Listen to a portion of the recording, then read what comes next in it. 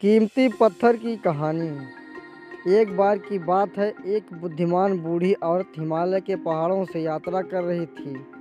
यात्रा करते वक्त रास्ते में उसे एक कीमती पत्थर मिला।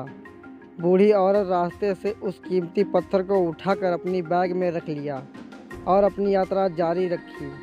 अगले दिन उसकी मुलाकात एक अन्य यात्री से हुई जो बहुत ही भूखा था और उसने उस बूढ़ी औरत से कुछ खाना मांगा।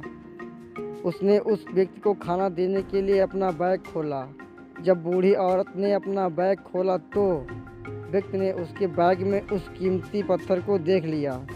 व्यक्ति ने उस कीमती पत्थर को पाना चाहता था, इसलिए उसने बूढ़ी औरत से वह पत्थर उसे देने के लिए कहा। बूढ़ी औरत बिना कुछ सोचे उसे वह कीमती पत्थर दिया और अपनी यात्रा जारी रखी। कीमती पत्थर पाकर व्यक्ति बहुत खुश हुआ। वह जानता था कि उस पत्थर से उसे कभी भी पैसे की चिंता नहीं करनी पड़ेगी। इससे उसे जीवन भर सुरक्षा मिलेगी। लेकिन कुछ दिनों के बाद व्यक्ति कीमती पत्थर को लेकर पहाड़ पर लौट आया। उसने उस पत्थर को वापस करने के लिए पहाड़ों पर उस बूढ़ी औरत की तलाश की। बहुत ढूंढने के बाद वह बूढ़ी औरत से मिला।